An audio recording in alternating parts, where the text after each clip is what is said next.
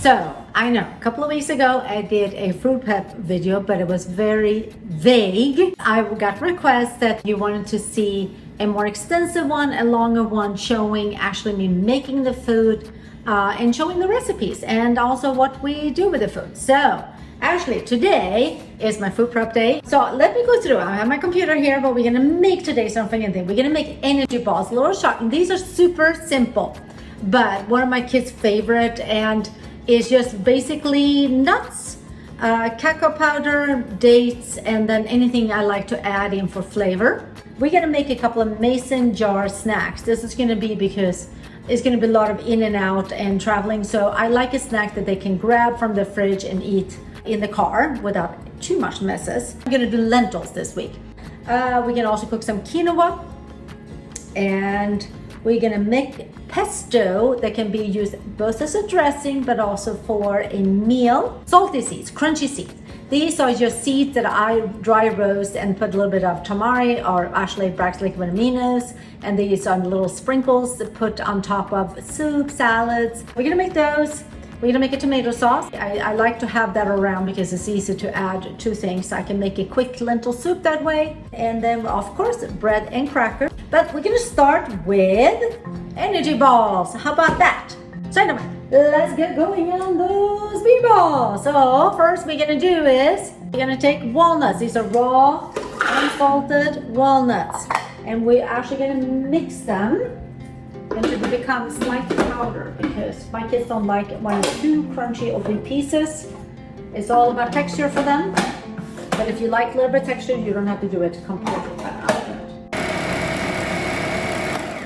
All right, do that. And it looks like that. A little bit of nice coarse meal. Okay, now we're gonna add the dates. So 1, 2, 3, 4, 5 medjool dates. 6, 7. Let's do that. So it gets nice and sweet. These are unpitted medjool dates. I have some mesquite powder here. I'm just going to do a tablespoon of this. This has like a very nice little caramely taste, but it also is a superfood, so add some nutrition. I believe that anything that my kids put in their mouth should have a lot of nutrition. I'm also going to put in some chia seeds. Add a little bit more fiber, just a tablespoon, and then the cacao powder.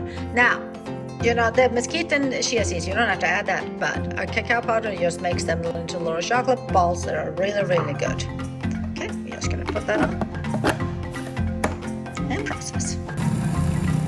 So it's like a wet crumble right now, but I need to be able to make them into little round balls. So I'm actually gonna add a little bit of water, so maybe tablespoon or 2. You can add a little bit of water at a time until it forms. You want to have like a little dough ball when you're done. All right, they are done and like a dough ball and a little sticky. So I'm going to roll them in a little bit of cacao powder and then keep them in the fridge. Now you can also roll them in mesquite, in chia seeds, and hemp seeds. Just have fun with it. Even some chopped nuts could be really fun. But anyway, this is what I'm gonna do, and just make it so easy. I'm just gonna put and then roll them around like that. Perfect. Okay, I'm gonna show how I make our super seeds that we sprinkle on a lot of the food. So first of all, it's a half a cup of sesame seeds in a frying pan, a dry frying pan. 1 cup of raw pumpkin seeds and 1 cup of raw sunflower seeds. And all I'm gonna do now is shake it around, maybe stir it. So we use this seeds to put on topping on salads, on our soups, on our pasta, especially pasta. The kids love this on pasta. It gets really crunchy and salty. And it is a super easy way to add a little bit more protein and nutrition to the kids' meals and to my meals too. And it's so fast to make. So we're just gonna wait for these to start popping and get a little bit brown. So the seeds are toasted and I can smell them toasted. So we're gonna add 2 tablespoons of bread liquid aminos, and also do obviously any other soy sauce, but that is what we use. And we're gonna just stir them. I'm also gonna turn off the heat and just stir them at the heat here. And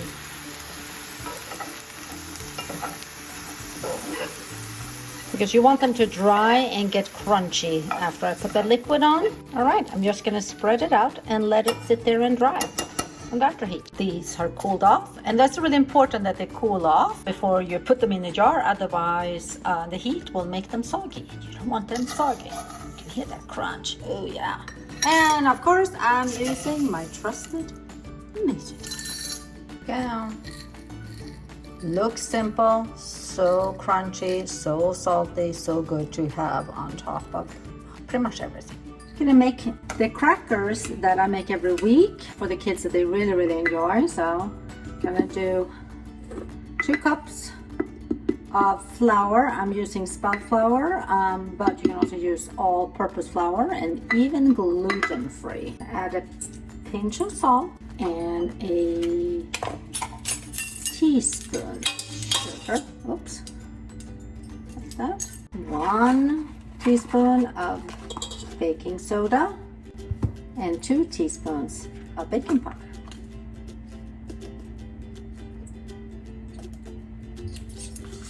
Butter, 6 tablespoons, and ice cold water, 2/3 cups worth.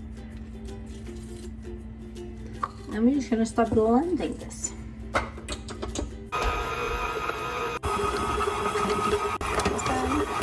You want it to just be a dough ball like that. You don't want to work it too much.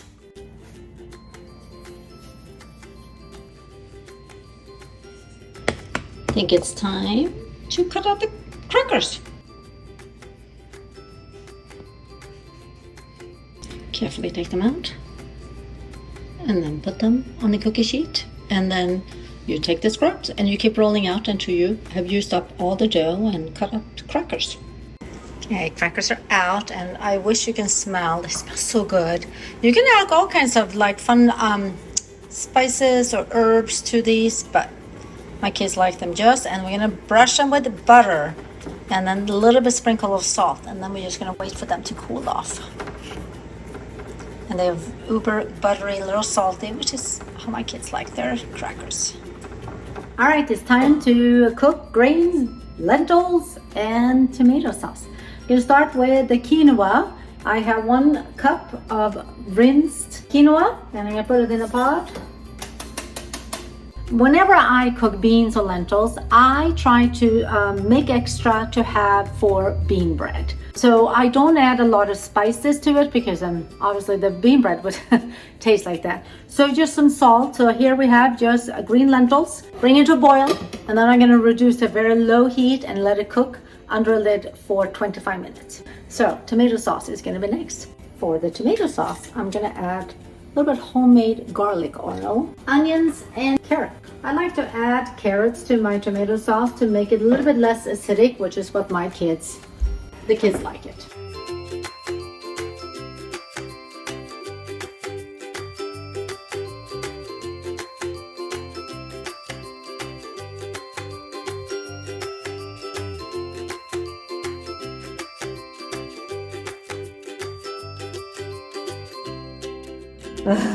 Without me, what would she do? So I filmed pouring in the sauce, and then Daddy Bella remind me that it was not on. Anyway, we got tomato sauce. Parade, because my kids don't like pieces. We got green lentils. We got quinoa.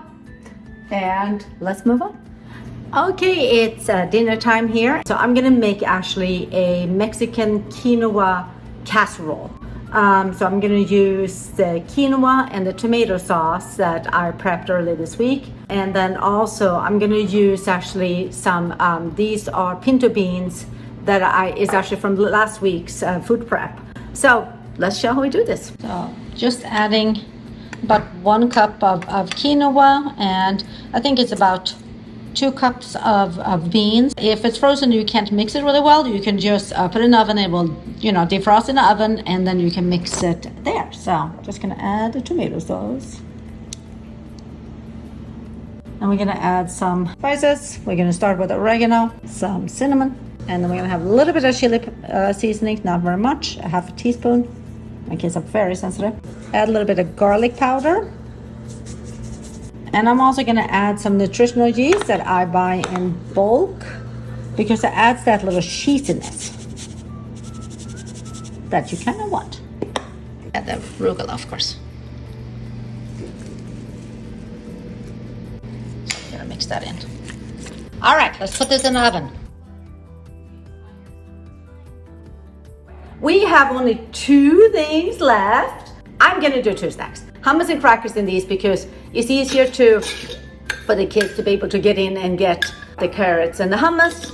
And then I'm gonna make chia pudding in these ones because they eat these with a spoon. And I think I'm gonna do chia pudding and I'm gonna do like a little layer of chia jam on top. I think that could be really, really good today. So let's get going. Okay, so for the chia pudding, because that has to sit for a little while to thicken up, I have 2 cups of plant milk. In this case, I happen to have Brazil nut milk actually that I made. It's so super creamy, but you can do this with any milk, even dairy milk if that's your preference. And chia seeds. So that's all we're gonna do here. I'm gonna put, but I do about 4 tablespoons of chia seeds per cup. That's my thing. I like it a little bit more firmer. So I'm just gonna whisk this and then let it sit.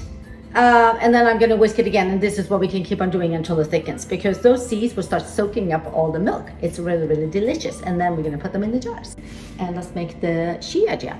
I'm gonna take raspberries that I bought at the farmer's market. And I'm gonna take about 2 tablespoons. I should measure this. Make this jam. I should think 1 tablespoon.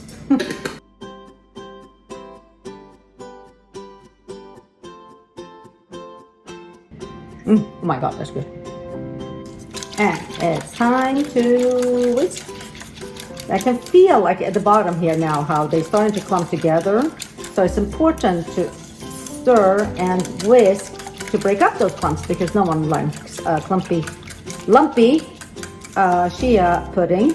But they're already getting thicker as I can feel. So I'm gonna whisk them one more time and then probably put them in the fridge to thicken up in the fridge for maybe 30 minutes or so.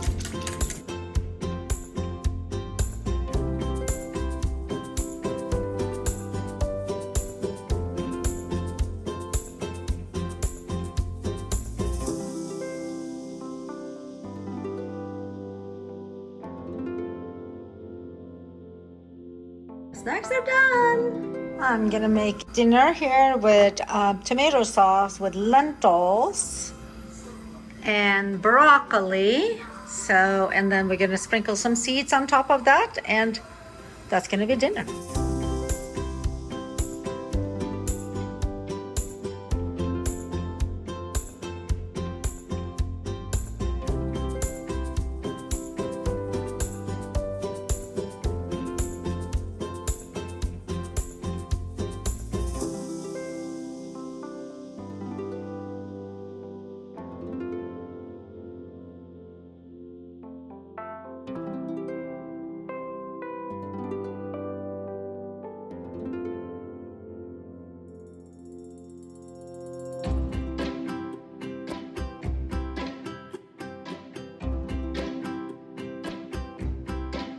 Well, I hope this video was helpful, and this is what you asked for, a little bit more advanced and showing a little bit.